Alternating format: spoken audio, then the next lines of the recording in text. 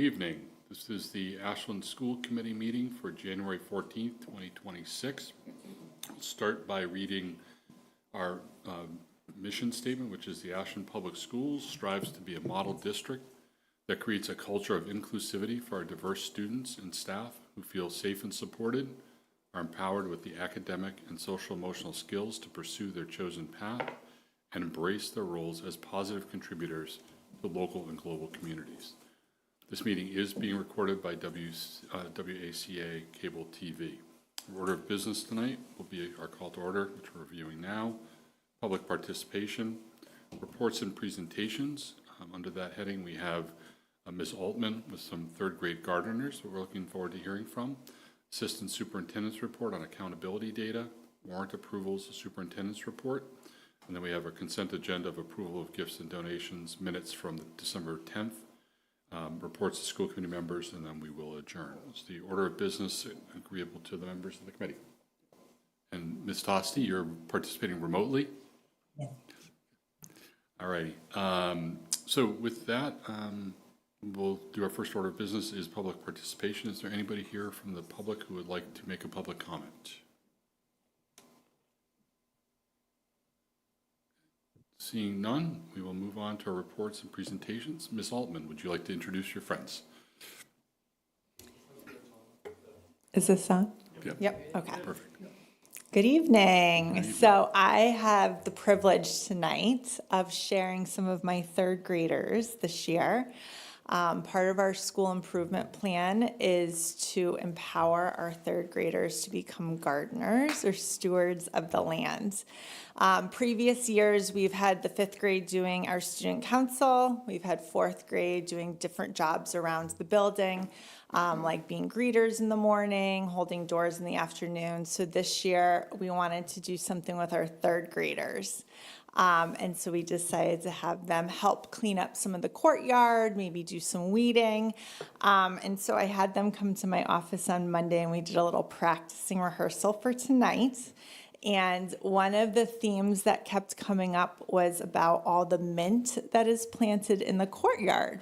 And I was very curious about this mint that Mr. Kendall and the building committee put in our courtyard. So I was sharing this story with one of the teachers the other day, and she's in charge of the science symposium that we have in the spring. And she goes, oh, well, one of the presenters last year brought seeds, and I think some of it was mint. And so it might have gotten planted in the courtyard. So when you hear them talking about the mint, that's what they're talking about. So I'd like to... I don't remember that being part of the landscape plan, if I recall, but... You have it now, it's never going away. So I'd like to invite my third graders to come on up. We have Skyla and Ollie and Traylokia and Jack. You want to come on up and share about your experience with the gardening at Mendez? Come on up. You want to start? Okay. Here, let me just fix this for you. Okay. Good evening, everyone. My Good name evening. is Traylokia. I had a very fun time picking vegetables like beans and carrots. I also found few bugs like maybe spiders and worms. My favorite part was like sorting the leaves. It was a very fun time. The funny thing is, there were like mint leaves everywhere and some random leaves. And all of us who were gardening got confused. And we were requested to not throw the mints away. All of us got confused, so we mistook them for like maybe leaves that fell from the tree or leaves that came from a vegetable. So we threw them away. Oh my goodness. Thank you so much. Thank you. Great job. Thank you. Yeah, great job. Skyla, you want to go next? No. It's okay, we're Ollie, not you wanna scary. go next? Okay. We're going to pass to Ollie here. I like doing the... My voice sounds weird. It's okay. It's the microphone. I like doing the gardening because it was very rising, and I think I found radishes. I also saw lots of larvas in the soil. That's why I loved it so much. Thank you. I think my thing was kind of dumb. Did a great job. I had fun in the fall when we did gardening by pulling out weeds and dead plants. So now I'm talking about it. What I said was kind of dumb.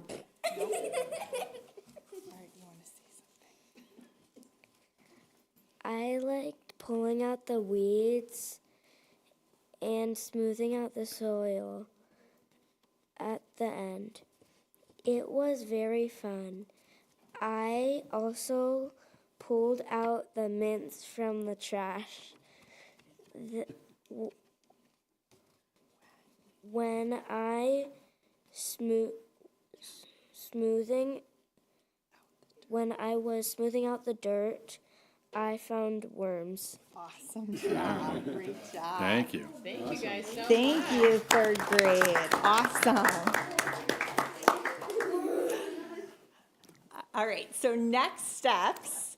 I brought Miss Gillis here, one of our OT teachers tonight, who is just an amazing asset to our building and really a strong advocate for our RISE students. And so she has some great ideas of how to get them involved in some of our garden beds that are out front of our common area. So would you like to come up and talk about that?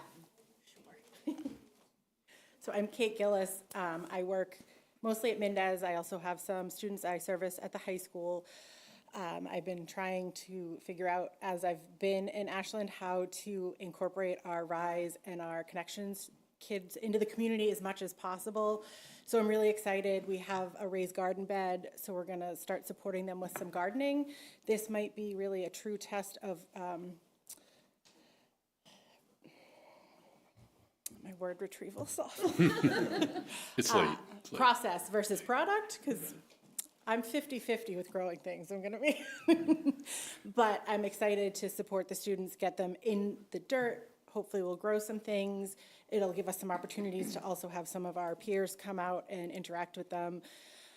When the third graders were out with some of their weeding, I was able to incorporate some of our connection students with that. And I recently found out that there are some garden beds at the high school that aren't being used, and I've gotten permission to use some of those up there, so I'm gonna get some of those students involved with that. Great, So I'm really fantastic. excited. Thank you. Excuse me. Any questions for me? I'm curious what you're going to be planning in the spring. I'm What should we curious, expect? too. What do you guys think? Anything fun? Maybe Skyla? What? Mint. More mint. More mint, Mr. Kendall. You guys should put that mint in a pot because it spreads like crazy. But if you put it in a pot and then put the pot in the ground, it won't spread anymore. Yep, It's a hot tip. Just Yes. keep it off my fields, all right? you got it. All right, thank you, everyone. Thank Sounds you, like a guys. lot of fun. Thanks for coming in. Thank you.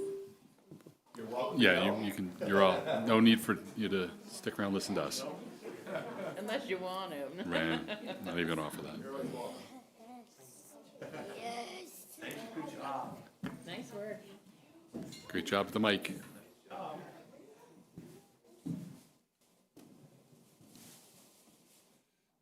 You want Kate to stay? I'd like to stay. Okay, well, you'd like to. Well, she's one of the data. I understand. I just didn't.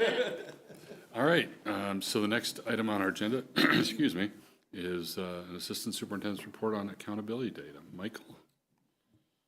So I'm certainly not going to be quite as fun as those third graders, but we've got a lot of information to share, so buckle up. We typically are able to take a look at this information in the summer, so this is what we're going to be going over today is data from the 2024-2025 school year, specifically around our MCAS scores as well as accountability data, and we're going to take a look at DIBELS and iReady. So please just keep in mind that this is not data from the current school year. We are doing our accountability review from the 24-25 school year. And just, Mike, if I can chime in real quickly before you go, and I mean, I think it's just for whoever's paying attention, worth noting, this is not a delay in terms of you bringing this to us. This is because of the school committee schedule over the last couple of months that we put this off as late as we did. I appreciate that. So we'll move on here. So, the point today is to, share the assessment landscape. What have we been doing over the past few years, where we're going. I do want to be able to show some trends that we have observed in our district, as well as some trends over the state, and do a little comparison between Ashland's success and Ashland's achievement as compared to the state of Massachusetts. And then hopefully highlight some areas of celebration, as well as take a good hard look at some of the areas of weakness or challenges where we need to do some specific work to improve upon in the district. Always important to note who our students are, who are the kids that are in front of us on a daily basis. We all know about our enrollment data, but I think it's important for us to take a look at this quickly just to see the different trends that we have in terms of our student population. As you can see here, we do have a large number of students who speak a first language other than English, highlighted by over 33% at the Mendez Elementary School. We have a high percentage of English learners here in Ashland, 15.8% at the Warren Elementary School. And we do have a really large number of students who are labeled as students with disabilities. Some of those students are on IEPs, some are on 504. There's a differentiation between the two, obviously. I take a great deal of time in this presentation to look at students on IEPs rather than students with disabilities. So we're spending some time talking about those students later on in the report. High needs students encapsulates a lot of different students. So those would be any students who have a specific need that could include low income, as well as students with disability and EL students. So our assessment landscape, you've seen this slide before. It's essentially the same thing that I've shown you over the course of the past few years. But what I wanted to note is that in the present time, we have taken now, over the course of the last few years, we've added some additional assessments. Specifically, iReady is now K-8 for reading as well as math. And we've also made some significant strides in our MTSS processes and procedures, and I think that's worth pointing out. We continue to adjust those processes and align those processes to make sure we're doing everything we can to ensure that all students are getting what they need all the time. And it's been a undertaking that I've appreciated all of our principals, assistant principals, deans, our coaches, our directors have really made it a point to ensure that we're meeting regularly as a district MTSS team to look at processes and procedures, and much of the data today is going to drive the decisions that we're making to ensure students are getting the appropriate interventions at all the different tiered levels. We're going to talk a lot about Tier 1 data today because that drives the majority of our achievement, and we have a lot of things we need to improve upon in the district in terms of Tier 2 and Tier 3 interventions. Taking a look at the Massachusetts MCAS assessment trends in general, along with our own trend data. So I think everybody is well aware that there were some specific changes that were made to MCAS accountability structure this year. And I do think the removal of the high stakes graduation requirement did impact the 2025 scores. I think that has been seen throughout the entire state. And it's specifically in the area of science. I think that you'll see that there was some dip in science across the state, specifically in grade 8 and in high school. Grade 5 science was similar scores to 2024 throughout the state, but there's definitely something to be said about scores dropping statewide, and I think that has a direct correlation to the change in the high stakes graduation requirement. When we look at our spring MCAS data, we have some critical areas of improvement, and it's particularly at the elementary and middle school level. And our students in grade 3 outperformed the state in both math and ELA, which you'll see. And I'm going to be going into more detail as we go, but I just sort of want to take this slide to just talk in generalities about some of the areas that you'll see in more detail later. There's a need for improvement in ELA, though. We outperform the state in both math and ELA, but there is a need for improvement. In 2024, 53% of our students in grade 3 met or exceeded expectations in ELA. But even though we outperformed the state, only 49% of our students in grade 3 met or exceeded expectations in ELA in 2025. So that slight dip is something that we need to make sure that we're taking a look at. We also noticed a 4% increase in students meeting or exceeding expectations in ELA in grade 4. So that's something to be proud of. But there was a 10% decrease in students meeting or exceeding expectations in grade 4 math. So math is something that we want to make sure we're looking at in terms of how we are teaching our tier 1 students in grade 4. It's clear we have to take a deeper look there, and we also have to make sure we're providing the targeted assistance that's necessary to make sure students are making efficient progress. At the middle school level, students in grade 6 showed a 7% decrease of students meeting or exceeding expectations in math from 2024, but students in grade 7 and grade 8 showed improvement. And finally, we are pleased to report that our grade 7 students showed tremendous improvement in ELA. 63% of the students met or exceeded expectations in 2025, as opposed to only 53% in 2024. That 10% increase is pretty impressive, and it marks a 21% differential over the state average. So district-wide data does show an upward trajectory from 2024. The state met or exceeded at a 43% rate, and we did meet or exceed at a 56% rate, which is obviously a 13% differential for Ashland. But we do, I said, have specific work to do in some of our grades. The average scaled score for the state was 494, where our average scaled score across the district was 502, as you can see here.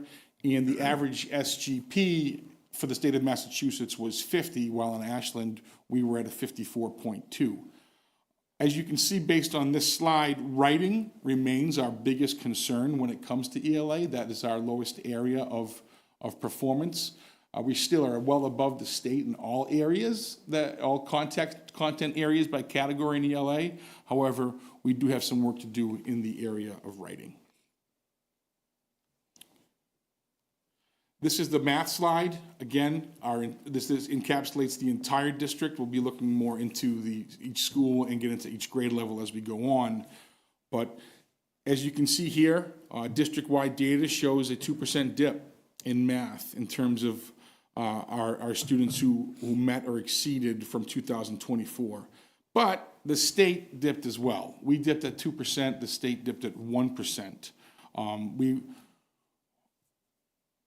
We want to make sure that we're keeping that in mind, that there is certainly a change in performance across the entire state as we look at this data. Average scaled score across the state was 495, ours was 505. Average SGP in math is 50, and we were at a 56.2. So we are still outperforming the state, which is really important. And meets and exceeds data. You might have a question, Mike. No, just, it looks like we had been dipping the last 2 years. More than the state had. Right? Yep, we have been. Yeah, there certainly is a dip in that. You can see that line graph there. The meets exceeds data, we still are well above the state, although we have that dip. So we were at a 57% meets exceeds percentage, while the state was at 41. Our biggest concerns remain geometry as well as fractions. So fractions are something we have to continue to look at. I think when you see our grade 4 and grade 5 data, you'll understand that that is an area of concern. But this year, grade 5 did perform over the state average, but they did have our lowest average scaled score and the lowest SGP. So grade 5 math is a specific area where we want to target moving forward. So science, as I talked earlier, the science data is certainly impacted, I think, by some changes that were made, but not necessarily in the scores, because there were now science field tests for grades 5 and grade 8, but those performance tasks did not impact scoring. They were embedded in the tests, but they do not count towards the score. But I do think you still have to take into account that students were forced to think at a higher level, and that could tire some students out and could ultimately impact their scoring, but how they performed on those specific questions did not impact scores, okay? District-wide data shows, again, another dip in terms of our achievement levels from 2024, and the state dipped by 1%. In terms of our meets and exceed percentage, we outperformed the state by 14%. The state was at 43%, and our average scale score was 9 points higher than the average of the state of Massachusetts. And just as a general question, Mike, when you, like, I'm looking at this slide, right, and it's been the same with the last two, and shows the exceeds, the meets, and then the partially meeting and the not meeting numbers. When you look at these data points, how much do you focus on sort of where that spread is? For example, between meets and exceeds, how many are exceeds versus how many meets? And you can see that I'm not sure there's a huge change in those numbers, but how much are you looking at that kind of thing for indications, or do you really just focus on meets and exceeds as sort of one category and then other? Yeah, I focus on the meets and exceeds as one category, and really where we want to take a look at is taking those students who are partially meets above to meets. Right. Obviously, we love it when kids go from the meets to exceeds. That's certainly a goal, but when we talk about who we're prioritizing, we really want to prioritize moving students from the gray into that light blue category. So I think we're spending more time looking at how many students are on that cusp there. Yeah. So and we don't necessarily have a slide to show that, Right. but rather than look at the difference between the meets and exceeds, I think it's the gray to blue, which is a little bit more important for us. Okay. And I guess one other general question, when you look at the SGP, right, which I think we all understand is a student growth percentile and reflects how we're doing compared to the expected growth for a year. Yeah. Do you break that down across people who are the students that are sort of exceeds or meets or whatever, to see whether we're getting the equal growth across all levels? Yeah, so we do look at individualized data in terms of SGP. Yeah. That's digging a little deeper.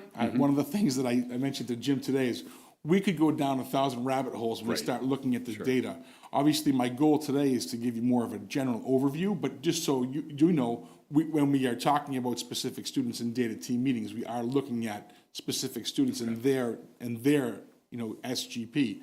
What I can tell you is that it's a lot harder for a student who is at exceeds to have a higher SGP as they move forward. So students who are moving from that gray to blue have a higher rate of student growth than the students who are beginning at that exceeds level.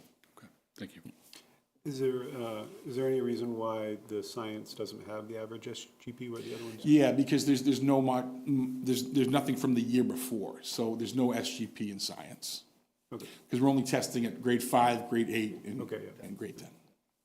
And quick question, is there a curriculum need we need to address with ecology? And I see it's the highest performing score across the state, and we only have a 47 percentile score, so. Yeah, not only ecology, but I think in biology as well, because if you'll notice that molecular, the molecular in organisms is another area of weakness, another area of general weakness for our science. So we certainly need to be looking at what we're doing in the area of ecology as well. It is, as you pointed out, Abhishek, the only place where we performed below the state average in science. So, like, have you maybe considered reaching out to schools who have performed well in that and see where their curriculum kind of differs from ours, or? We haven't at this point, no, we have not, but that's under advisement, Abhishek. That's a fantastic idea.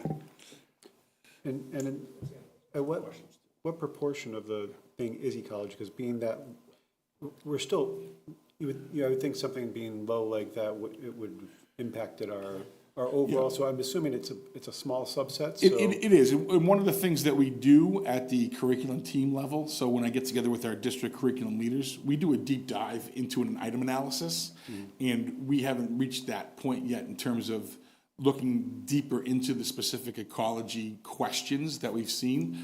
That's probably been done at the building level, but I unfortunately, I can't speak to the exact item analysis that has been done yet for Yeah, 'cause- ecology as a, Because sometimes when it's such a small subset.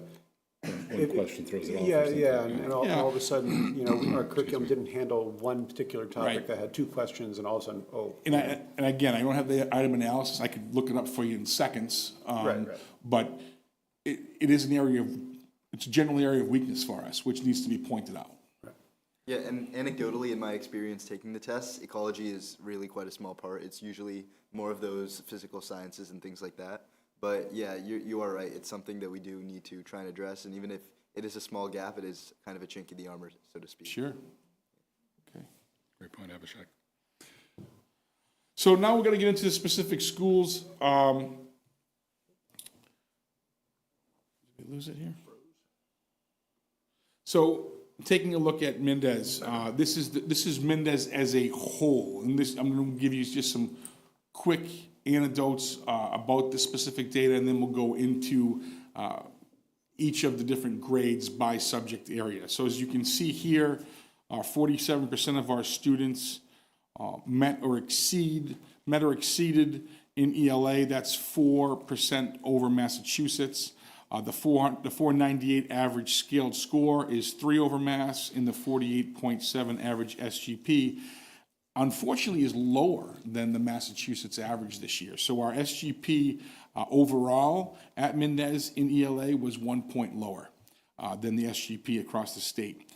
In math, our 52% meets exceeds is 3 percentage points lower than 2024. It remains 11 points over the Massachusetts average, but we did, as I've stated, see a dip in our meets exceeds percentage in the area of math grades 3 through 5. We also saw a 1 point dip in our average scaled score in math. We went from a 502 in 2024 to a 501 in math. We remain 6 points over the Massachusetts average. And our 53.8 average SGP in math is also 5 points less than 2024. From hearing that quick data, I think you'll understand that we are looking very closely at what we're doing with the curriculum in the area of ELA and math, specifically at the 4th and 5th grade levels. As you know, there's no SGP for grade 3, but a lot of this data will show you that there are some needs for improvements in our instructional methodology in grade 4 and grade 5. Mike, I have a quick question. So looking at thank you. Looking at the ELA data, if you break it down in terms of reading, language, essay writing, so obviously writing is the area that we need the improvement. The students who are at Mendez now had the benefit of being kind of monitored by the data teams at Warren. Can you remind me, I know the data teams did so much around literacy. Where was writing a piece of that, or is it something that may need to be added to kind of that So I think, flow, if you will? I think writing was the second piece of that. So we started with the reading portion of literacy, and writing has then been added after. Gotcha. So the current 5th grade probably did not benefit, or the 5th grade of 2025 probably did not benefit from writing being a major portion of the data teams. So yes, what you're saying is really correct. We need to see if, now that writing has become, How does that evolve? Yeah. a larger And in piece. terms of, and you may not have this, and I apologize, it's not a question I raised earlier, but looking at, kind of past years, even a couple years ago, with, now we have like 63% of students, it kind of passing, that's the wrong word, but meets or exceeds for reading, 59% for language. What did that look like before we were doing the work with the data? And like I said, you may not know that now, but do you feel like there's been a growth in that space to say we're doing better in those areas that we've clearly been targeting and working really hard to do better on in those lower grades? So our data has fluctuated from 2021 to 2025. I'm going to be sharing some longitudinal data with you Yeah, and like I said, I later. apologize I didn't raise it earlier, but I'd be Yeah. curious to look at that specific, because I think it's such great work that's being done on those data teams, and Yeah. that would be a really clear I want to make sure, indicator of but I want what's- to make sure I'm answering your question, and I'm not sure I'm totally understanding. So Sure. you're not talking about a a specific grade and No, how they've done over right, time. right. You're speaking of how did grade 5 do in 2021? So, Kind of, yes, like Yeah. in essence, to look at these numbers here, like how you have this chart broken down in like the upper right-hand corner where we're looking at those 4 domains. You know, have those numbers gone up since we've been doing the data, even if you're looking at the building on the whole, Yeah, right? that's- Since so I since could- that focuses, and again, I apologize, I didn't raise it earlier. Yeah, no, that's something I can certainly get to you, Yeah. but anecdotally, from looking at the data, I can say that it has really fluctuated year to year. Yeah, that's And it's more based on cohort, I think, Okay. than, That makes sense. than necessarily the specific year. Look, yeah, okay, that's fair.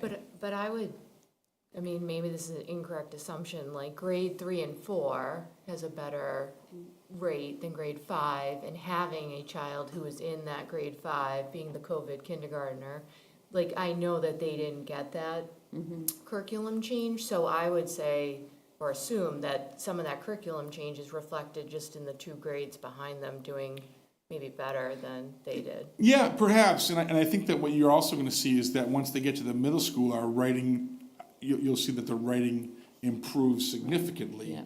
in terms of the numbers. I think it's also fair to say that writing has traditionally been the area of biggest concern in MCAS, period, right? You look at the scores, thankfully, we still are above the state, not by a lot, but it's not, we're not very different than the trend. So writing continually becomes an area of need. We have made some specific changes, obviously, to how we're doing our data team meetings. We've also made some specific changes at the middle school level because of the data that we've seen with student writing at grade 5. So we've incorporated the addition of the 6th grade writing class.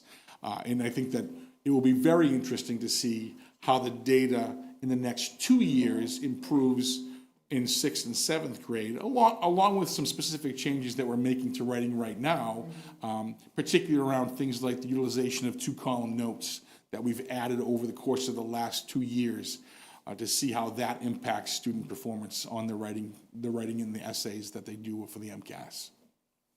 Hey, Mike, with the tools you have, how much information about other schools do you get, and particularly the ones that we would compare ourselves to, and to see if our trends correlate to theirs? And sometimes it's like, okay, the state data is meaningful overall, but a lot of times we do it in a lot of other areas. We say, okay, well, we believe we compare well from a demographic or whatever perspective with these other schools, and how much data are you able to get and then compare? And have you been able to see anything that strikes you as either concerning, or maybe it lends it to less concerning because you're saying, hey, we all the ones that we would compare ourselves to had similar impacts, and so you're not like saying, hey, we're doing something totally wrong. I'll be honest, I've spent more time this year comparing us to ourselves because I've seen so many specific dips that concern me in terms of us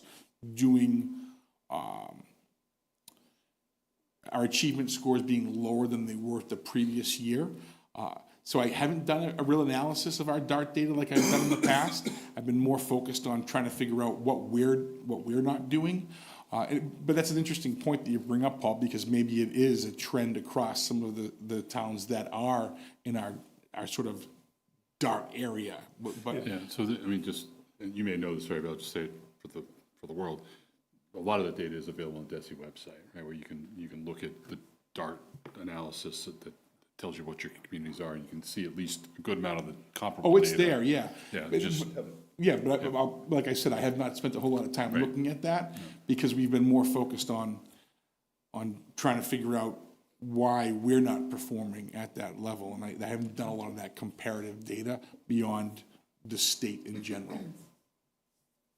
Well, I do think that would be kind of helpful to analyze because it would provide like a kind of broader context that isn't there if you just hyperfixate on just our situation. So, Sure.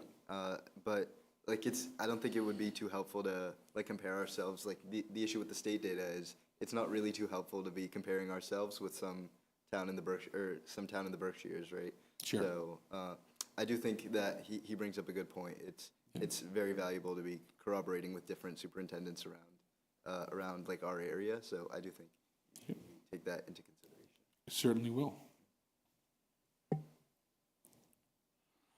In terms of the work we've done specific grade-wise at Mendez for ELA, as you can see here, as we just talked about, writing's a weakness. And it's a glaring weakness at grade 3, both with short answers and essays. That's something that we have made specific changes to how we're teaching writing, looking at the rubrics and adding in the 2-column notes to make sure that we are looking at that specifically to improve our writing practices. But it is important to note that in grade 5, there was a 7% growth in writing from 2024. So there are some positives to look at here. So there were some changes in the grade 5 data, specifically in writing, moving up 7%. Math by grade at Mendez, just some key points that you can see on there. In grade 5, as well, grade 5 SGP declined significantly, which is a concern to us. But it did increase by 3% over 2024. So that goes back to what Mark may have been saying. So dipping in SGP may have been because some of our students were at the higher rate that had a higher meets exceeds. So we have to take a further look into why exactly our SGP went down so much, while our meets exceeds data did go up by 3% from 2024. And here, as you can see, the weakest area at the grade 3 through 5 level is geometry. So we're taking a good look at what we're doing in geometry to make sure we're improving our practices there. Mike, just a question for clarification. As we look at these things, and it probably should be clear to me by now, but as we look at like grade 3, grade 4, grade 5 data, when we're looking at the data on grade 5, we're looking at, and again, this was last May, right? So treating that as this year for the purposes of my question. Sure. That data is showing the student, the SGP for the kids who were 4th grade the year before. Correct. Right? So to your point, if we looked at the 58.8 being really high when this group was in grade 4, Yep. that could explain why the 47.5 is Correct. a bit lower, because It's just a little bit of uneven growth, right? It's hard to have those Yeah, the 2 years of extreme growth. Yeah, Right. I got you, okay. I always struggle with, when we talk about this stuff, as much as we've been through it, Yep. to keep the sort of cohort straight in my mind that we're talking about is from one year to the next. And I think it would be probably, the easiest way would probably to correlate the SGP and the percent meets exceeds and how they trend together. And you'd be more concerned if both, if the SGP dipped but the percent meets exceed was going up, then that would, potentially be explained by that. But if you Which saw, is kind of you what we see here a little you didn't see you didn't see the percentage go up and you saw that dip, then it's probably a little more concerning, I would imagine. Yeah, so the goal is to always have 50% SGP. So that means that you have grown at a rate that is commensurate with what we're looking to do. I do think that there are going to be some slides later on in the presentation that you're going to find interesting, because I did some longitudinal work, so you could actually, rather, when you look at this slide, you're looking at, okay, what did the current 6th graders do in grade 5? What did the current 5th graders do in grade 4? And you're not comparing cohort to the same cohort over time. So what I did do for you this year is I broke out a specific cohort to see how they have trended over time. And I think it adds an interesting amount of information to sort of see trends, right? That trend data to me is probably more valuable than looking at it just one grade at a time, because that says something about what we're teaching, but I also think that cohort information is very valuable. Well, it allows you to take what you've done, they've experienced change 1, 2, and 4, Correct. or whatever it is. Correct. And you're like, okay, that might have impacted them the next year, right? That's right. Positive or negative, right? Correct. And it could explain, as you say, longitudinal So the way I understood Mike's question is if maybe we hold some of ours, they're going to be answered later. Is that- No, some of them might be, this is a great conversation, and I also appreciate the grace that you're giving me, because I don't have all the answers to all of your questions. And what I can tell you, though, is because we have certain tools at our disposal, I'm able to find those answers really quickly. And one of the things I was gonna say at the end of the meeting is, if there are specific questions that we're not able to answer, I'm happy to come back in one of my assistant superintendent updates. It's not gonna be an hour and a half long, and hit on those specific data points, because we can get to those things pretty easily. In terms of the middle school, just a quick snapshot. So 61% met or exceeded in the area of ELA, which was a 4% increase from 2024 and 18 points higher than the Massachusetts average. Our scaled score was also 10 points over Massachusetts at 504, and our average SGP of 58.4 is pretty impressive. That's a really good, solid SGP for the middle school 6 through 8 combined, 8 over Massachusetts.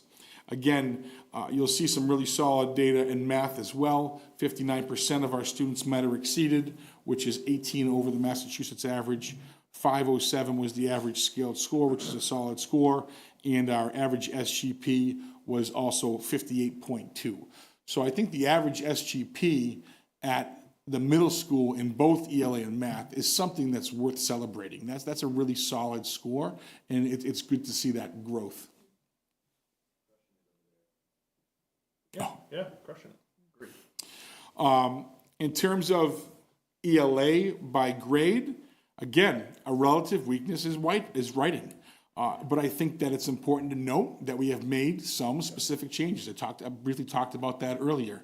So I'm looking forward to seeing what happens in the next couple years in terms of that writing. I mean, we've known for years, writing. I feel like I've had this conversation every year. Every year, I think we've made significant changes to try to improve the writing, and we're not necessarily seeing it grow as fast as we'd like. So we did make a really significant change this year in incorporating an entire year-long class at the middle school level. So I'm excited to see the fruits of that. But Mike, it's also fair to point out that, at least on these particularly, while they're the lower of the categories, proportionally to the state and things, we're well above the state. Yep. And so it doesn't seem like it's anything unique to us. I don't think we, should take our foot off the gas. We want to improve, but Right. I'm not alarmed by it. There's opportunity there, but those bars are significantly higher than the state. So it seems like it's something that all schools seem to, and this might be where we're looking at our cohorts, saying, hey, maybe there is something more alarming if we look at our comparable schools, saying, hey, compared to them, we are, out of 5 or for the 5th. Okay, then I we think, have more to worry. yeah, Paul, I think looking at next year, that grade 6, right? The line, we should see that, accelerate up, right? I mean, hopefully that's what the rating class will help us perform a little bit better, instead of being more flat at the 6th grade level. A much trajectory going up a little bit And more. I guess my point is, you look at the 6th grade, and proportionally, how much higher than the state Correct. that bar is Understood. in the top right, it's actually higher than, it's a proportionally Sure. further higher, Yeah. further, More higher? Yeah. more higher. And that's not the only thing we should be celebrating at the middle school. I mean, I look at that grade 7 data, and the fact that our meets exceeds data increased by 10% last year is certainly something to celebrate. I mean, and that is 21% over the state average. But the fact that our student performance at grade 7 was a 10% increase, I think that's something that we want to congratulate the teachers at the middle school for, and the students who work so hard to get there. That's a huge jump.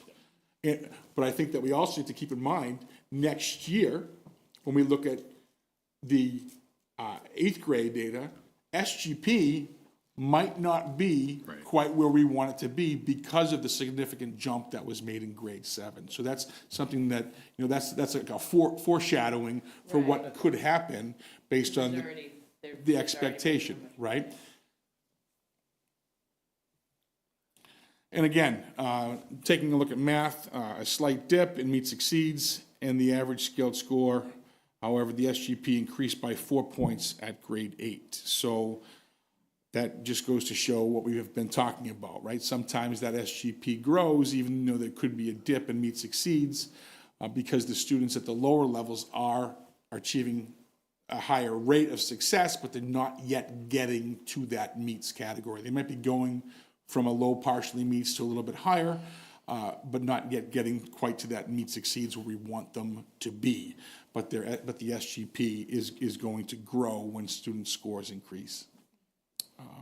And again, to celebrate some things, we're going to look at grade 7 again, right? They increased in all areas. They increased in their scaled score, they increased in their meets needs, and they increased in their SGP. A 60.8 SGP in grade 7 math is certainly something to be celebrated.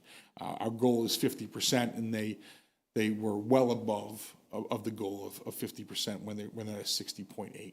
And obviously grade 8 too with the 59.7 SGP is a solid score there too.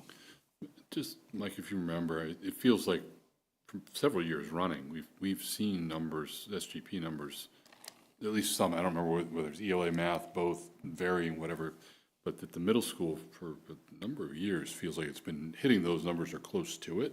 Yeah. Is that true? It has, this is, please don't take this as me saying that I've done the extensive research on this, but I have always had the opinion that the grade 4 and grade 5 MCAS test is the most challenging test that we have in the state. And I think a lot of the reason why those numbers are sometimes low, and then all of a sudden we're having a great deal of success at grade 7 and grade 8 is because I believe that the test is a little bit more challenging at grade 4 and grade 5. Again, that's purely opinion, and I actually, on my way driving here today, I said, no opinions, keep it to the facts. But that could be something that drives some of those numbers, but I also think that, that it has to have something to do with what we're doing in grade 7 and grade 8.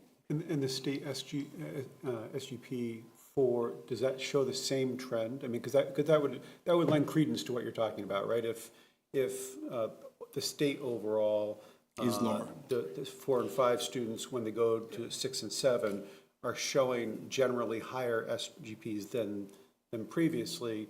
SGP always norms at 50. Yeah, well, specifically this year, grade 5 specifically this year, and the 2025 data shows that it's lower across the board for everyone. I think the grade 5 test this year was incredibly difficult. Interesting that it's grade 5, like that, I wouldn't expect that, I don't know why. Yeah, it was, and there's data out there that does show that across the state, that's where the highest level of challenge was. Ashland High School continues to succeed, although we did have a decrease in ELA in all areas. We're still well above the state average in meets exceeds, but we did dip. We dipped in meets exceeds. You see that little dip there from 2024 in average scaled score as well as average SGP. It all went down in ELA. And in math, we're kind of staying pat. There wasn't much movement in math at the high school level.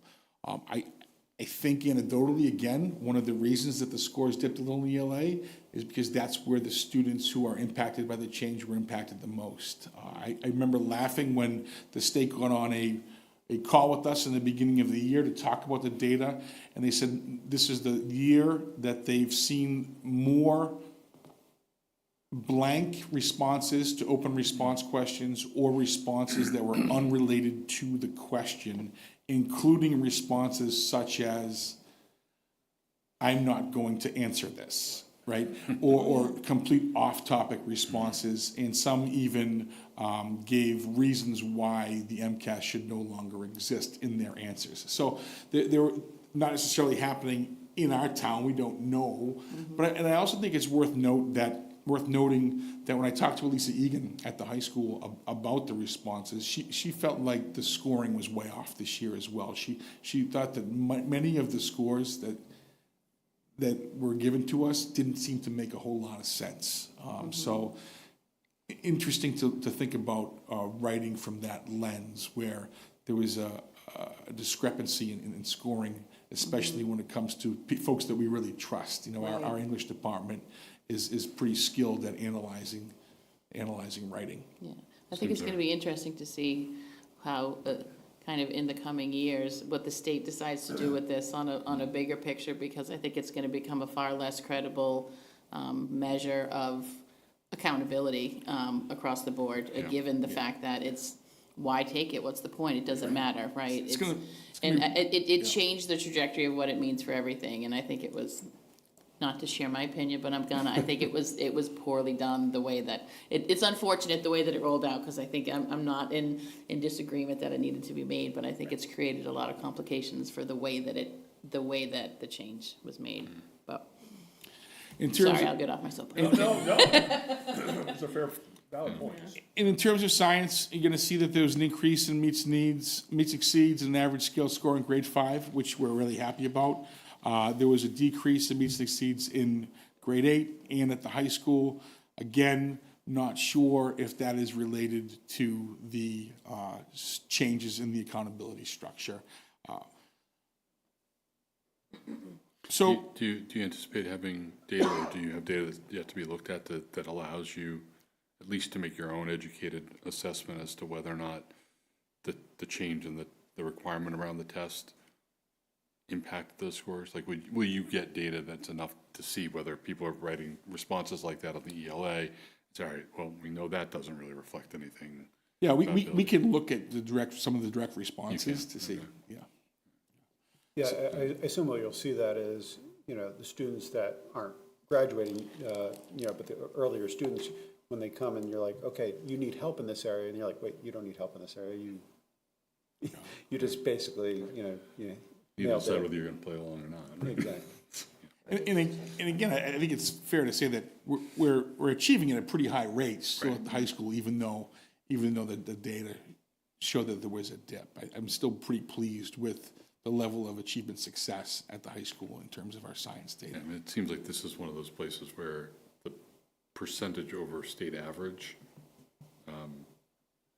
if it varies, might be indicated, because I assume that the types of responses, they're going to be scattered throughout the state, right? They're not going to be localized to Ashland or Hopkins or any one place. They're going to be kids here and there who decide to do something.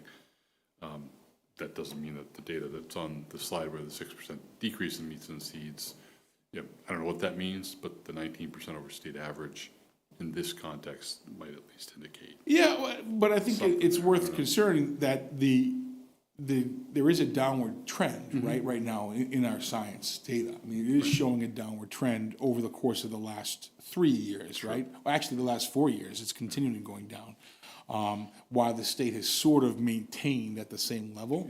So we certainly need to look at what might be impacting that.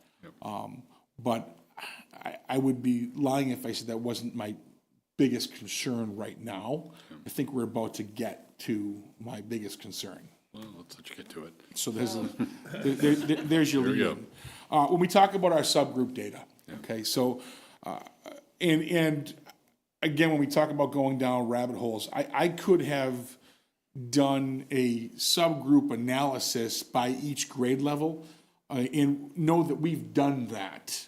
And Christy and I have talked about even taking some access data and comparing that to the specific MCAS data to see any correlations. But what I wanted to just give you was more of an overview. Really, Does everybody know what access data is? Yeah, okay. really because of the time that we're allotted here. But just to give you kind of a quick summary, right? We have a need for targeted intervention and improvements for our English learners, and that is a huge priority at our district. And you're going to see that also is a need for targeted interventions for our students that are on IEPs. And it's notable in math, it really is. So our overall student population data showed that we outperform the state in every area. You saw that. it's alarming that in the data for our English learners, we are underperforming the state in all areas. And not only are we underperforming, but our meet exceeds data is 3% less in math from 2024, and that fell 3% below the state. So we need to take a good hard look at what we're doing in mathematics for our English learners. That has to be a major priority for us. What I can tell you at this point, and this is the ELA slide. Yeah, I was just gonna ask Yeah, you that. I'll get to the math one. But what I can tell you is, in terms for ELA, we created a model that allows level 4 students. So as you know, our English learners have different levels. Our level 4 students are students that are achieving at a little higher rate right now. We've created a model to allow them to access grade level content while still receiving targeted language supports. And we think that that's going to ultimately show dividends in our achievement. At Mendez in particular, this support is provided through a push-in model. So we're pushing in at Mendez. At the middle school and the high school, students are receiving support through a bridge class. And that bridge class allows them to get what they need and hope that they're also getting the content related to the subject matter as well as their English language support. The goal here is to provide language scaffolding for our students in a more direct way that's going to align with their grade level competencies. We also have increased collaboration at Mendez, and we're ensuring that the interventions are coordinated and targeted. I think one of the things that has come from our data team meetings is an improved collaboration between not only the regular education staff and our English learners, but also our special education staff and our English learners. And we're seeing students come out of our data team meetings with real targeted assistance goals. And I want to praise the work that's happening at Mendez, because that has become our major priority. Obviously, it's data-based, but it's a priority that we're taking very seriously. Mm-hmm. Mike, do you know how our English language learners compared to English language learners across the state versus just the regular state numbers? Or is this comparison comparing our English language learners in district with English language learners across the state? This is in comparison to the state data. The state in general, okay. Do we know, how, or I don't know if that's something that you can break down in terms of the state numbers? I'm not sure. I'll look into that one. Yeah. I mean, obviously, we want to strive to be higher Yeah. regardless, but I'd be curious in terms of kind of what the Yeah. state is seeing in particular for English language learners and how we compare. It's in really that with the space. SGP and the ELA, right, and that 42.7 is below the 50% threshold, 50 threshold, that's what you're looking for in a year, right? Right, but just on these slides, wanting to understand, you're breaking out your data different than so on that graph, the Yeah. state data on all of them is exactly the same data. Yeah, And ours, and our line isn't, so. we're looking at our ELs. Right. Yeah. So what's the state line there? Because on the English language learner, IEPs, they're all, that state line is exactly the same line. So obviously the data we're looking at is different. So you're taking out these subgroups, but the state data. I think I understand what it's. In comparison to the The same. line state data. is like all students as opposed to subgroup data. Correct. Right. Yeah. So if the question would be, what would a line ELs look to like? ELs is what you're talking That- about. Right, that's right. what they're both- They're not really Right. comparable. You're taking out a subgroup and then comparing it to a group. Right, that's- but the biggest point, though, is that we are so far below. Right, yeah. Right. The And we point see- still stands, and yeah, we've I'd just seen be a curious to dip see. in our progress, which is concerning to us. I think, and I've brought this up for, 15 years, I think it's really critically important to think about our students in the context of how long they've been in the Ashland Public Schools, right? I think that's critically important when we get students who might be first or second year students within the Ashland Public Schools, say at the high school level and or a grade 5 level, where we don't know the EL support they've received in their sending schools to us. I think it's more valuable to look at the longitudinal data of students who have been with us, identified as EL students from the beginning of time, and looking over a 5-year window as to see how much they've improved, what their growth was. I think that's more valuable to see what we're doing in the curriculum that Christie has helped bring into, we talk about the flashlight, like, there's work being done, and we're seeing growth with the students who are staying with us, as opposed to students who move into our district sometimes, that we don't have an understanding of the curriculum they've received over time, especially in EL. So I think when you look at this slide, this is our students on IEPs. Obviously, again, this is an area of concern, but I do want to point out that once again in grade 7, right? Grade 7, we're seeing some positive trends, right? So while it's a low number, 27% of our students who are on IEPs in grade 7 met or exceeded in ELA.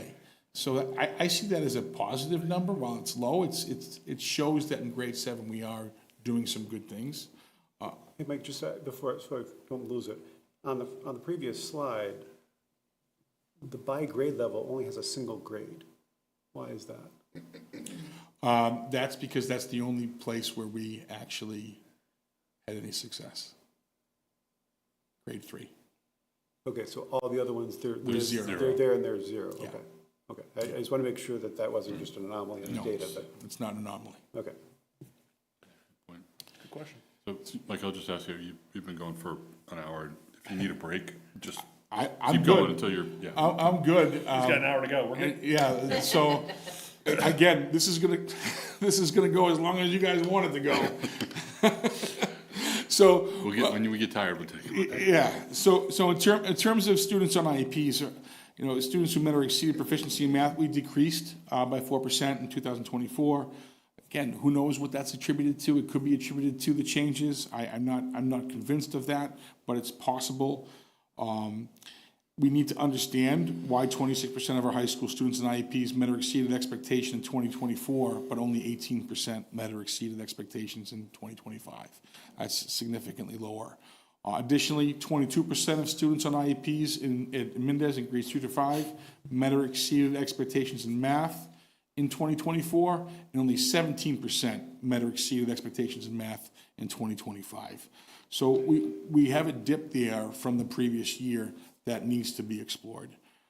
We show a 10% dip in meets exceeds expectations at the high school level, and that 4% dip in 3 to 5. So I think it's important for us to take a deeper dive into what's happening.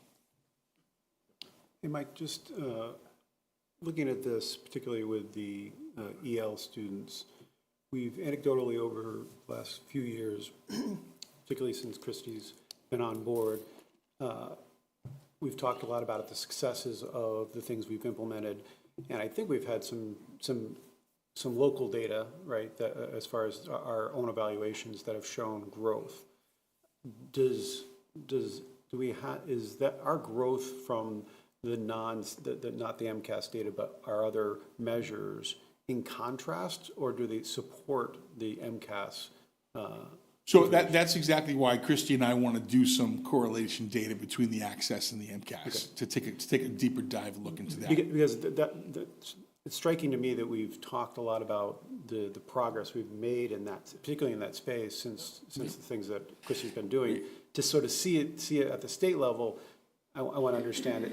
Is that state data in contrast to something? So I'll be honest with you. The only reason I bring up MCAS data for our ELs is because that's how we are judged based on our accountability structure in the state of Massachusetts.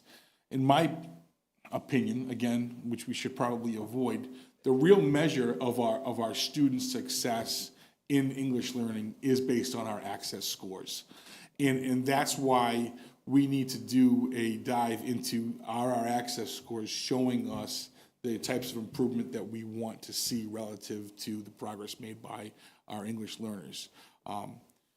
That doesn't mean that we shouldn't continue to strive to get students to meet or exceeds at the MCAS, but your point is well taken in that what's a better measurement stick for us here in Ashland? Yeah, and I'm not even saying which one's better as a measure. It's more data points, right? This is a data point, and if our access data shows one thing and this thing shows something drastically different, understanding why that is still a valuable thing. I don't think either is, we should never just hang our hat on a data point or a singular thing, either way. But just looking at this, it's like, wow, it's a little shocking just based on the positive things we've been saying about the progress we thought we've been making over the last few years.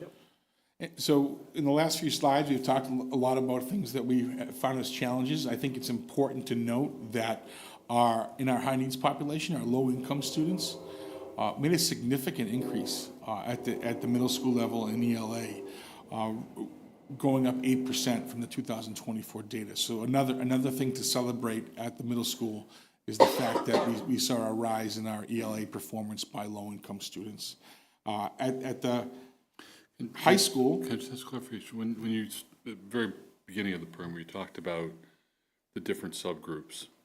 I thought you said high needs was a combination of It is. a number of different things. Yeah. Number of different groups. So remind me again, who's included in So, that? so high needs students encompass our low income students, our students who are considered English learners, Okay. as well as our students with disabilities. Okay, so some of the same data points that we've So, just looked yeah, at, but got rolled up. and the reason I wanted to focus on our low income students in my anecdote is because we talked so significantly about our ELs Yeah. and our students on IEPs. So this encompasses all of those students, but I think so I can break it down even further. I didn't do a low income slide. I kept it a high needs slide. But in terms of the low income students, we saw some really nice trends in that area.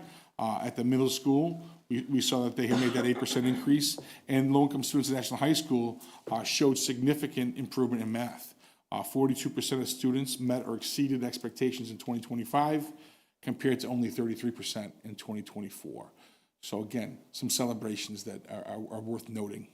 So I just want to make sure I'm understanding sort of the data of this. So if this is low-income EL students with disabilities combined, Yes. and when we look back at the last couple of slides that didn't necessarily reflect great, say, scores, I'm not sure if that's the right term, but and particularly with English learners, that suggests to me that if we're looking at those three groups and the average, this total represents all of them, that the students, the low-income students, bring those numbers up as compared to students with IEPs. But it also encompasses all students with disabilities. So that encompasses students who are on 504s as well. Okay, so so it's a different data point. Okay. But yes, but I think worth noting is the significant improvement by the low-income students Right. has a huge impact on these numbers. Okay, fair enough. So again, math by subgroup. You can see the numbers there. Okay, there was a decrease in all areas. 5%, only a 5% student meets and exceeds. And there's Paul. You can see that there was some success at the fourth grade level beyond just the third grade level, but that's where those numbers shift. Okay, the other numbers are so low that they don't make the bar graph.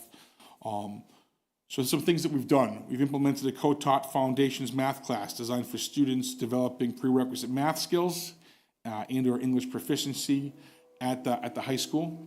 And there's an implementation of the ST Math program, obviously, and some general curriculum updates will help support our English learners. I think one of the reasons that we do like ST Math so much at the elementary level is it's not a language-based program, and it's allowing our students who have challenges with English to be able to look at math in a way that does not consist of too many words, right? They're able to learn the concepts there. Yeah. In terms of subgroup IEP math, again, you can see that it's similar to ELA. Our numbers are low, and again, there's data that shows that there's certain grade levels that are having some success. I think it's worth noting that in grade 5, there was a certain level of success there for our students with IEPs. Subgroup high needs, we talked a little bit about our high needs population in the area of ELA, but we're 4 points above the state average for SGP, which is a decrease from 2024, but it is an area in which we're above the state for our students in high needs. So here's the information that I've been looking forward to sharing with you. So one of the things that we always talk about is how are our students performing over time? So I did a longitudinal outlook for every single grade level that took the MCAS last year from grade 8 down. I did not include our sophomores. I wanted to keep this K to 8 longitudinally. So what you're looking at right now is the snapshot of the class of 2029, which are our current freshmen, last year's, what's that? This isn't what was sent to us. No, because he added a couple slides. I added slides, yep. So based on questions that came, I did add some slides and I actually adjusted some slides as well, so, We're all looking at our version and going, okay, where is that? yeah. So it's linked, you just don't have access. Go ahead, Mike. So this to me it paints a pretty good picture. So what you're going to see is that in ELA, in 2021, when they were grade 4 students, they were performing at a really high level. They were up over 60% meets or exceeds. And then there was a pretty big dip in grade 5. And then they slowly rose a little. Grade 7 had a small dip. Slowly rose in grade 6, had a small dip in grade 7. But then look where they got back to that original point in grade 8. So it's what it's telling me is that it could be a lot of different things. The tests could get a little bit harder, but we are getting to the point where our students are maintaining where they were, but not necessarily rising each year. So we've got to figure out what's happening there. So grade 5 through 7, based on this data, that's where our primary area of growth is. But grade 7 data this year was pretty strong. But that was grade 7 data from 2024 based on this specific cohort. So I have the cohort data from that 2030 as well, just not in a slide format.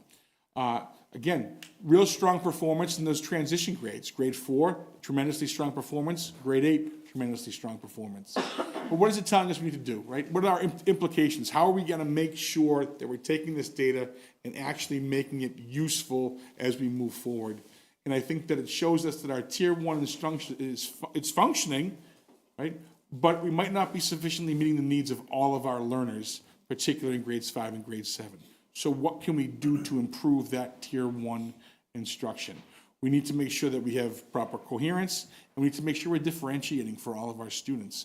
And we've begun those data team meetings at the elementary school level. We need to move that forward now to the middle school.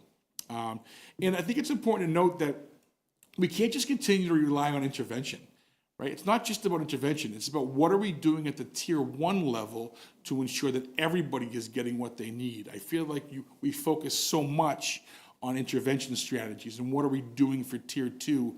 Well, we also need to take a good hard look at what we're doing in our Tier 1 curriculum.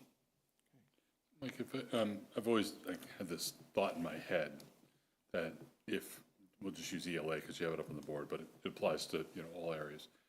If 60% SGP, right, in grade 4, and you're able to, Well, this is meets exceeds. I'm sorry. There is an SGP Okay, slide. I'll hold the point to that. Okay. But, yeah. So I just had a question, do you look at how many we have that are close to the line that impacts this, and then be able to correlate dips, if there's a general dip across the state, and we had a significant number that were closer to the line, that their score didn't dip all that much, but if we had a bunch that are hovering by the line, that could significantly change our percentage numbers just by a little bit of a dip, right? It doesn't mean that, it's not saying that 10% that everybody went and crashed with that 10%. You could have a large cohort that was right above the line, and they just 3 points lower. And it's like you read my slides that I didn't give you, Paul, because one of the things that we're talking about that we want to make sure that we are focusing on are those students that are right in the line. And how do we ensure that our students who are right there at partially meets are getting the appropriate interventions to get them over that hump? And we've got to, I think we have to focus a little bit more on those students. Identify students close to proficiency. You read my mind, Paul. So this is, again, scaled score by year and grade, and you can see it's taking that same class of 2029. It's so close. It's so close to meets exceeds, right? You know, so you'll notice that it barely dips below the 500 in grades 5, in grade 6, in grade 8. It finally gets over the hump. Right, we're going from 499 to 506, so we are continually right there in terms of our average scaled score. This, to me, does indicate that we are aligned instructionally, but we still have improvements that we have to make. And we have so many students that are so close to that proficiency threshold. So we need to determine, are we going to make a concerted effort to ensure that those students who are at that proficiency threshold are given additional tools to cross over to that next level. We want the students who are right at the edge of meets, exceeds, to get to exceeds, but I think we need to really think hard about those students who are at partially meets and get them into that meets category. And I believe that's where you were going with that, Paul. Yeah, exactly, and I think you're targeting something to say, almost like figuring out how to get them stable, right? It's like, hey, you're right here, and it's not about our percentage numbers, it's about, hey, how do we get you so you're just in the middle of that band as opposed to the bottom of the band. And I think that these two slides together, right, the slide that we just showed you, while the meets or exceeds data shows a big dip, it also shows you how there were probably more kids that were right on that threshold that year that did just drop down slightly. So again, longitudinal data, I think, tells a better story than the story that is told by simply looking grade every year. I guess there's one thing I feel like I need to say about sort of that group that's close to the line, trying to get them over is, I mean, for me, you know, I know we're here largely to have a report from you, but we've always talked, the whole group has talked about really getting every kid as far along as they can be, right? So the data points will trigger somebody going from one category to another, but we've always really focused on the growth of each student being as much as it can be. And I don't think you mean to suggest anything else than that, no. But I also want to say that because I think if I were listening to this without that context, I might say, well, isn't that just worried about getting kids from this just over the line, and then the rest of the people are below don't grow? Yeah, I don't think that's certainly not the message. I appreciate the comment. I think what I'm trying to articulate is that we oftentimes are focused on students who are struggling immensely, and that's where our interventions focus. I think we need to understand that we need to improve our focus area to include all students that might be performing at a level that is commensurate with an on-grade level ability, and we've got to get them higher.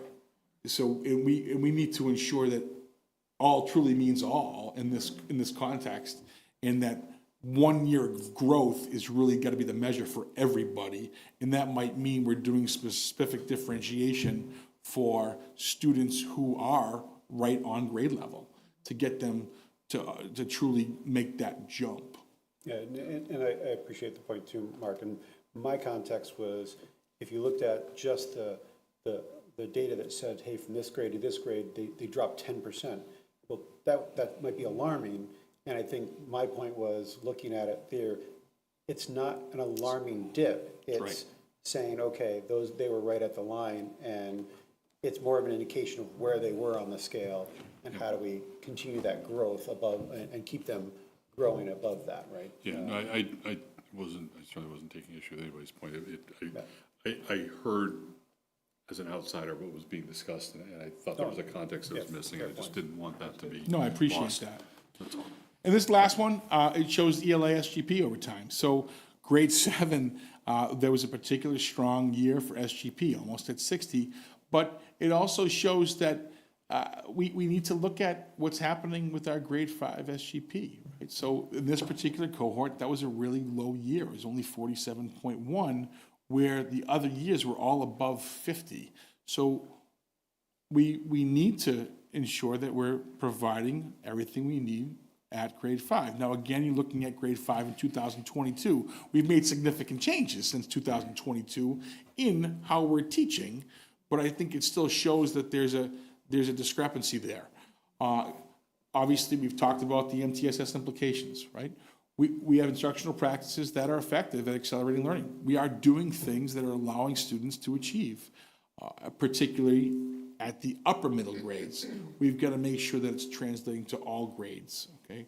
This says instructional precision. What are we doing for explicit alignment to make sure that we are making targeted intervention goals for students that will help them get to the next level of growth? And we've got to take a good hard look at that. I believe we have, but those are things that we need to improve upon. Progress monitoring.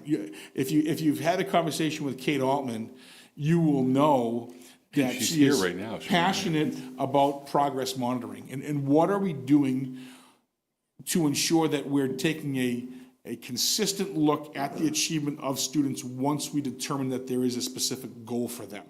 We can't just set the goal and then expect them to get there. We've got to have specific progress monitoring procedures in place to ensure our goals are being met. And that's something that our MTSS processes need to allow for. Since we're on that slide now, that's the question I started before, which was, I've had this vision sort of as if every grade level, each topic, you're able to have SGP of, let's call it 60%, right? That was kind of like one of the highest numbers we've had in any subject in any grade level. And if you're able to maintain that, right, which represents more than a full year's expected growth, right? You're each year, if you captured all students in that way, you could effectively squeeze another year of learning out of the years we have. Absolutely. And so we've talked a lot about the implications and sort of the interventions and other things we can do, strategies to support individual students. But one thing I guess I want to ask is whether we see our curriculum as being built around that mindset, and whether that's appropriate or not. I don't know what the right answer is, but I could see that if you look at math as 6th grade curriculum, 7th grade curriculum, 8th grade curriculum, what could be demanded in a given year might push growth because it's more aggressive. If our 6th grade math curriculum was really aggressive and seemed to consistently drive 60% growth, but our 7th grade curriculum is not equally aggressive, it could cause some of that backslide on a sort of class-wide basis. And so my question, long question, I apologize, is sort of, to what degree do we look at our curriculum sort of through that lens to ensure that we've got something in place that allows for our students to really be pushed at each level of each subject? So what I can tell you is that based on the data that we have in front of us, we need to look very long and hard at what our curriculum is providing our students, particularly in the area of English language arts. And we also have some questions in math, but we think that the data is not showing us the type of achievement that we want in ELA. We have begun looking at whether or not there is a necessity to make a change in literacy at the K-5 level. By no means does that mean we are making a change, but it means we have begun the process of looking at what else is available to us, because we want to do exactly that. We want to make sure we are pushing students to the growth level that is commensurate with their abilities. And we want to make sure that our curriculum is not getting in the way of that. I hope I answered that. You did, yeah. I mean, I understand my question was sort of district-wide, but I think what your answer is, yes, So if we we look come at to those you things. In a couple of years, and say we need $750,000 for K-5 literacy, it's relating to the conversation Mike just had. And we also need to look at our math as well, right? Because the math data is showing that there's some weaknesses there too, but we've determined that we're going to start with ELA. Yeah, I mean, I wasn't trying to take away this as we were going through it, but on the whole, district-wide, it looks like we do better with the math data than we do on the ELA data, at least just looking at the MCAS results, Yeah. right? Yeah, and I understand that. So again, not to belabor it, right? But I also went longitudinally with math to show you that there's two areas, right? So you see here, it's sort of similar. We're starting low in grade 4, we're rising up. We had a little dip in grade 7 last year, but then in grade 8, they get back up there. So 46% to 65 across the years, but you're seeing a high performance rate at grade 8 for our students.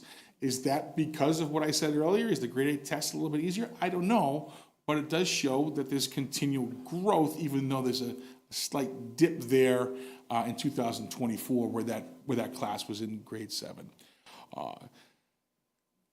Highest level of need is at grade 4 and 5. Right? That's what that shows us in math. So what do we need to do? We have to strengthen our core math instruction in grade 4 and 5. How can we do that? We can implement things like ST Math. We can make specific changes. We can take a good hard look at how we are teaching and how we are differentiating our math instruction at the elementary school level. And we can, figure out how to maintain targeted supports for our students that have these gaps. Because that's the goal of the data team meetings. This is by scaled score, right across the board. It goes from 496 to 509. This goes back to the fact that we are teetering on that meets exceeds every single year. It's always right there. We're very close. We're never going too far below, which gives me a little bit of, I would say that it allows me to take a little bit of a deep breath when I see that our meets exceeds is at a lower percentage, because I know we're right there. We're continually providing students with the ability to get as close as they can, and we just have to push them over the hump in terms of getting them to that meets exceeds. So, using the scaled score data coupled with the SGP data can tell us a good story here. And the grade 6, when they were in grade 6, their SGP was well over 60. All right, so they went from grade 5 to grade 6 and showed a high performance rate. So that's going to then sometimes make a slight dip in grade 7 and then goes back up in grade 8, because we talked about the fact that it's hard to maintain that level, year after year. But if we are upwards of 55 to 62 every year, that's pretty solid growth when our goal is 50. I think part of it too is when you get into 6, 7, and 8, you start getting into specialists, right? It's people who actually teach math. That's their specialty, right? That's what they've been trained in.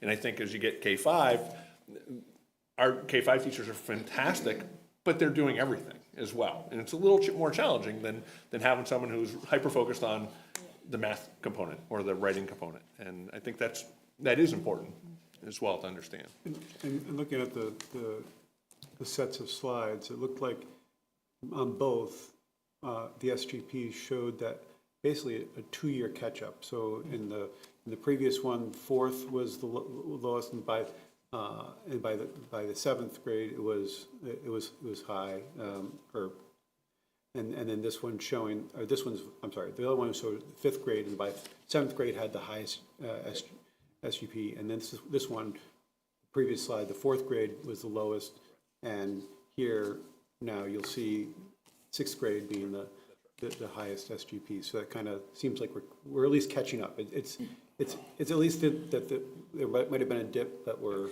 seeming like we're catching up. And I did this longitudinal data for each of the classes that took it. So I did it for the class of 2030, who are our current 8th graders, and for our current 7th graders. And I did see a trend. The trend was that our numbers are dipping at grade 4 and grade 5. Even when we have some great success at grade 3, we're still seeing a dip in grade 4 and grade 5, and then we are seeing a slow rise as they get to grade 7 and 8. So that tells us, again, I talk about telling us a story, right? We've got to see what we need to do differently at grade 4 and grade 5. And those are the conversations that we have to have with our literacy coaches, with our district curriculum leaders, with Kate and Beth at Mendez, to say, are there some things that need to happen differently in terms of instruction? Or do we have to potentially make a larger district-wide change in how we are, what we are providing to our students in terms of the curriculum? Because there are dips in grade 4 and grade 5, specifically in ELA. Okay, we are an hour and 33 minutes in, and I haven't even gotten to the accountability data. I guess at this point, I'm going to say that I've got 31 more slides. So, Jim, I'll follow your lead. I can keep going, or we can. This is not a terrible stopping point because I have presented all of the MCAS data to you, or I can fly through this accountability stuff because it should provide much less need for questions than the MCAS data. I'd say fly through it if it basically just tells the same story, right? Yeah, I Yes. mean, what I was thinking about maybe that'd be helpful, and I don't know if people feel they need is, if you talked about this one slide with whatever level of detail you want, I know that the next series of slides look the same, and if it sort of says, okay, now I understand how it works, but what do people need? Right. Yeah, I mean, my thought is if you kind of have just a big picture, you know, I don't think you need to go through it in great detail. We've seen these things, you know what I mean, something like that. But again, like Mark said, kind of this is what these charts mean, right? And so when we look at them, kind of just that big picture. Yeah, so the big picture is that the state is telling us that right now we are not in need of assistance, that we're performing at the level that the state wants us to perform, and we have made progress towards achieving our goals that they set. So, just to give a quick sort of overview of the accountability system, right? What does it look at? It looks at our achievement, it looks at our student growth, it looks at the progress made of our subgroups. We talk about English learners, we talk about our high needs students. It also looks at other things like graduation requirements and whatnot, graduation and chronic absenteeism. I'm not focusing on that for this. This is really more about achievement. And then it provides us with a specific goal. So in 2024, we were at 50%. That was that number they get through their formula, the accountability data formula. I'm not going to even begin to try to explain that. It's pretty convoluted. Our goal number was 56. Okay, in 2025, we hit the overall number of 54. So while we didn't achieve the goal, we made efficient progress towards the goal. So the state is saying that we are fine with where we are.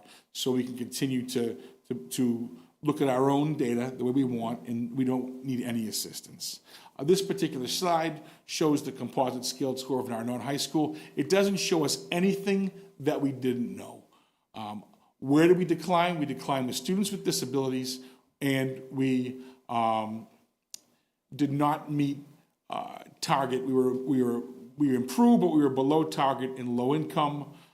We were improved, but below target in our high needs population, and we declined with students with disabilities. So that's something that we knew. What we are interested in is the fact that our non-high school students met the target in English learning. Okay, so for English learners and former English learners and the non-high school students, we met our target for our path forward. Okay, so we're making effective progress there. This next slide, you're frozen again on me.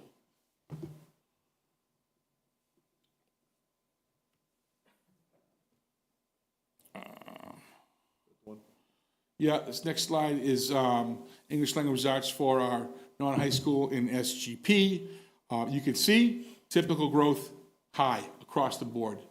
So doing just fine there. We can move on to the next one.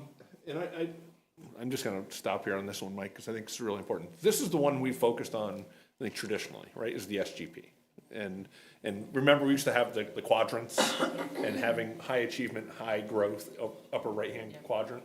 That's where we've really focused over time, is to ensure that kids are moving along in terms of growth, but that achievement should correlate with that growth. So this is the high school accountability data, the composite score. So there are some areas here where we declined. As you can see, our lowest performing students, our high needs students, our low income students, our students with disabilities, and we decline with our Hispanic and Latino population as well. So we need to figure out, you know, our high needs students and what we are doing, because we did have a decline in the success rate in our achievement data at the high school for those subgroups. Could this correlate, Tina, to your point earlier too, like in terms of the exam itself and how folks, how seriously they took the exam, understanding this was not going to be a graduation requirement for them moving forward? Well, quick question. It says here Asians have declined by 6.5, but they've exceeded their target. So could you just clear that up? The target's 538.9, and they achieved a 527. So they're on a path forward. And again, it's such a strange system and how they do it, Abhishek. Because the target is 538.9, and just because it declined, I wish I could give you a better answer there. I don't know why it says that we exceeded the target. It's a mystery. It's a mystery. This is their table, not yours. Right, no, yeah, and you'll see that actually throughout, where it looks like it should say we didn't meet it, but it exceeded it, because the numbers don't match up. And like, I wish I had a better explanation for you than the state does really strange things, and I like the fact that it says we exceeded the target, even though the number makes it look like we didn't, because that's how their formula works. Okay, ELA, SGP, again,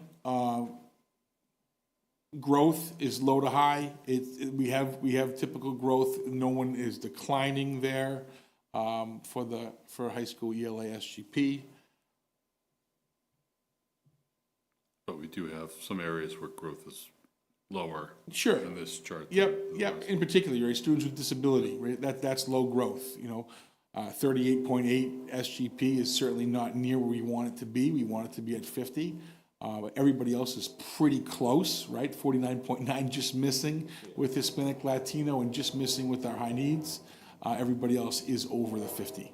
So when they write typical growth high, like it seems like anything over 50, like typical growth and high sound contradictory to me. Right. I don't know if do you know, or is that just one of those? It's just one of their terminologies that they use. Like, are we getting that typical growth rate? So is it a low rate? Is it a low rate or a high rate? So if it's below 50, it's going to be low.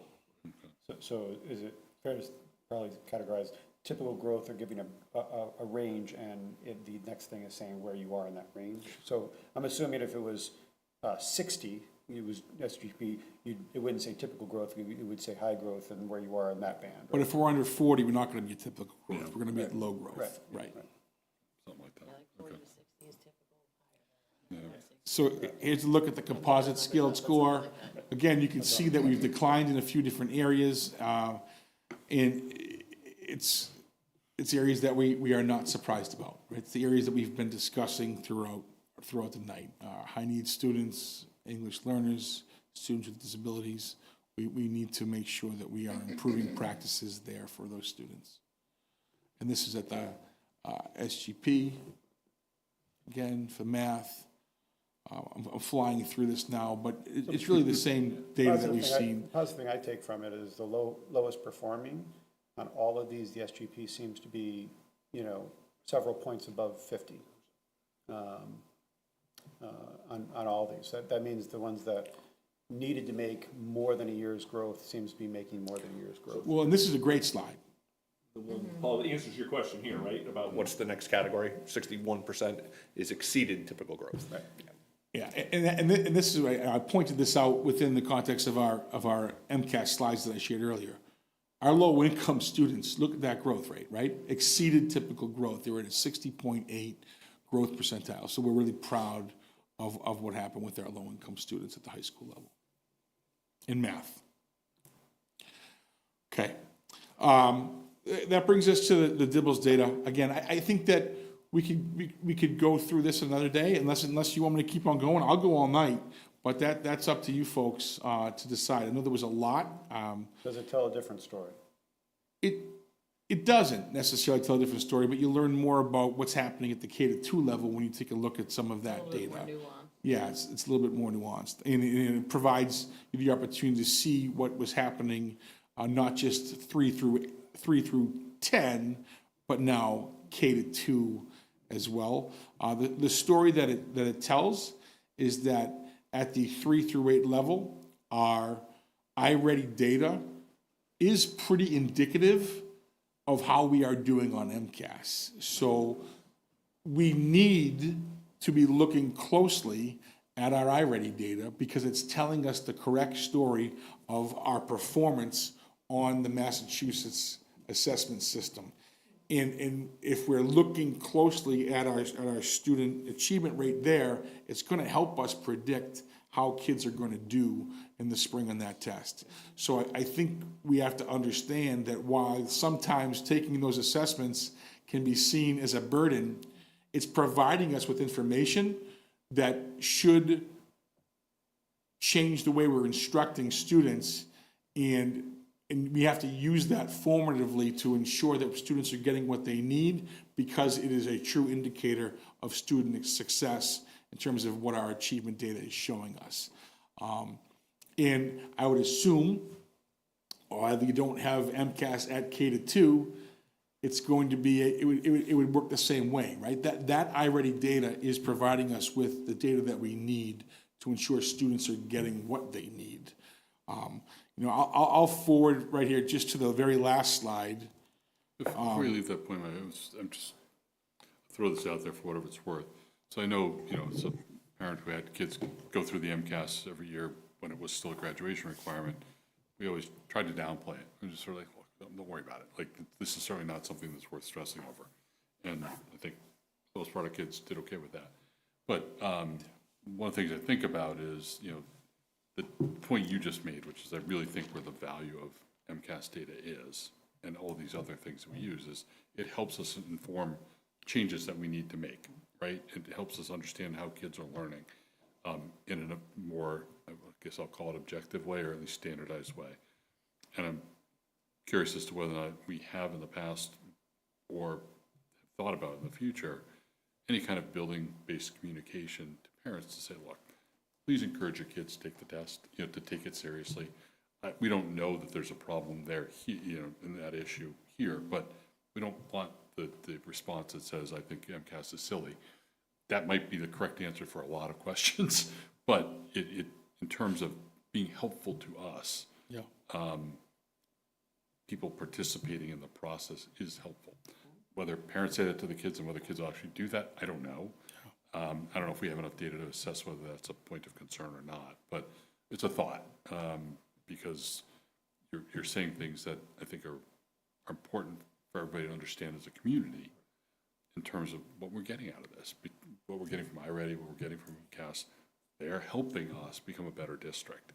And I think that's a very different mindset than most people would think about the MCAS generally, right? Most people think it's just a waste of money, a waste of time, and there's lots of words about it. Yeah, there's lessons to be learned from that data, and it helps to drive our instructional practices, I don't want to sidetrack the conversation on that, but I guess I'd put it out to you as, to both of you, as something to think about and as To you your move point, forward. Mark, I would be more concerned about, not the data in terms of MCAS from, through grade 8, right? I'd be more concerned about what's going to happen this year again with our sophomores when they take the exam, right? That's the concern in terms of, I think the folks who are taking the exams below, from grade 8 below, are taking it seriously. I don't think there's a significant amount of change compared to what we saw at the high school, right? In terms of the dip. I'll be curious to see how folks perform this year, year 2 of not making it a graduation requirement. Fair. Yeah, and anecdotally, again, I'll just say, throughout, once you get to high school, you really you see everything as a means to graduating, and before that, it's not really, you don't say, oh, the MCAS is a graduation requirement, so I have to do it, I have to try my best. It's kind of a thing that you either do and you don't do, and that's kind of going to stay steady. But it's really at the high school when you see kids that really see something as a means to graduating or not, where they're actually going to make a change. Thank you. Thanks, Havachak. So where do we go from here? The next steps. And while I have some one-liners there on the slide, I wanted to take some time to sort of just this last slide to talk about what we actually need to do and why we think we may have some of the issues that we talked about in terms of achievement. So, in particular, ELA and math performance at the elementary and middle levels. We outperformed the state, but there was a decline. There's a decline in early ELA and math proficiency. So that suggests that we could have a gap in our instruction, in our curriculum alignment, and in instructional consistency. There's a potential gap there. It could be because there's an inconsistent use of evidence-based instructional practices, right? It could be because we are not right now using the right materials, and we need to take a good hard look at that, and we are going to. There could be gaps in our math instruction, most specifically in conceptual development and problem solving. Those are areas that we continually see as issues. Problem solving is something that we always come up and talk about.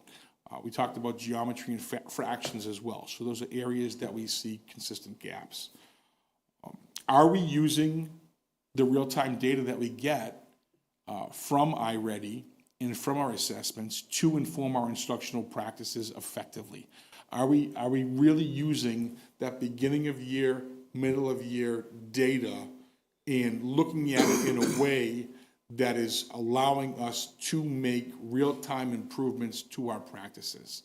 I believe that we're doing a great job at the early elementary level and at Mendez in terms of taking specific data during data teams and having targeted plans for students, but I don't think we're doing that across grades, and we have to improve those practices. We have extreme gaps for our ELs and for our students with disabilities. We know this. It could be because there's a variability in the implementation of our instructional practices. We have to take a look at our co-teaching practices. What are we doing?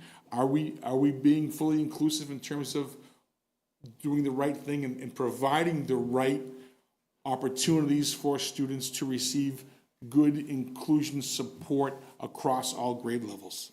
Are we scaffolding the right way? Are we using our language supports in math appropriately for all of our students?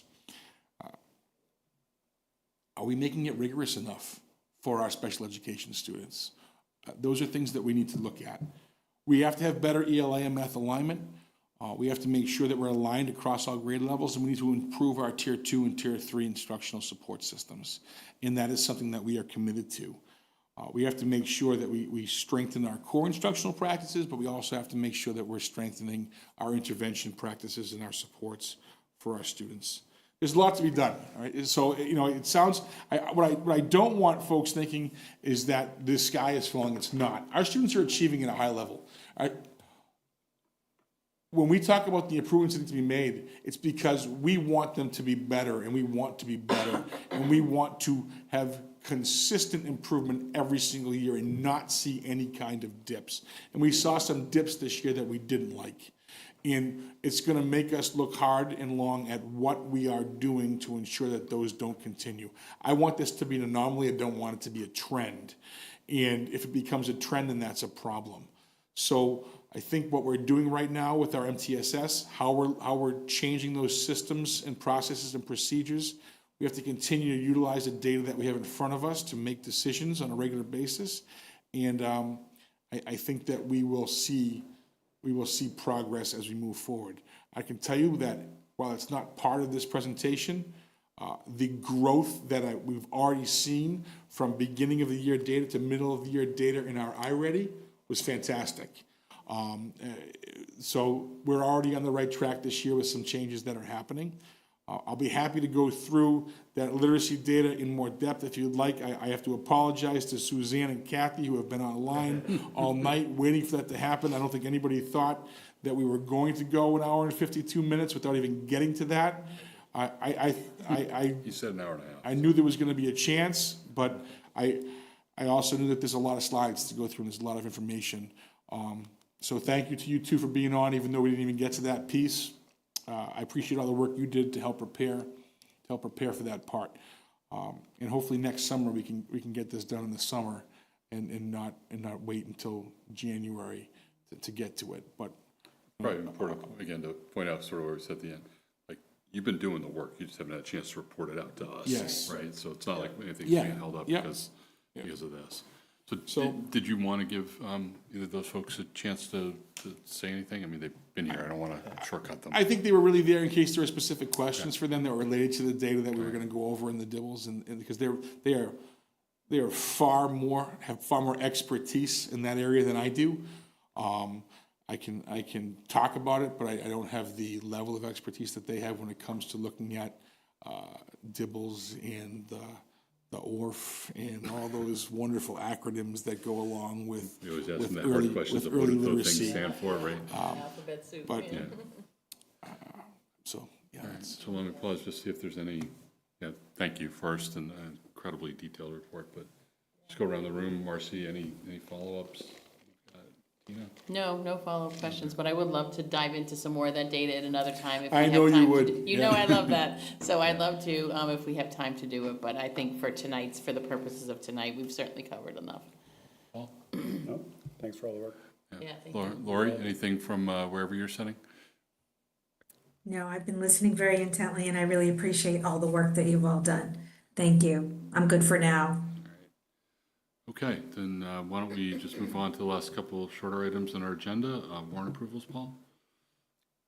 Just give me a second, bring it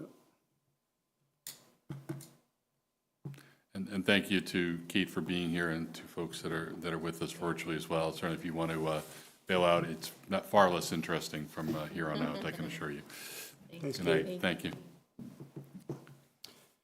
Between December 11th, 2025 and January 14th, 2026, I, Paul Kendall, authorized by my signature, payable in the amount of $930,089.55. This includes general fund expenses of $532,223.93, revolving expenses of $386,713.38, and grant expenses of $11,088.37, and meals tax expenses of $63.87. Thank you, Paul.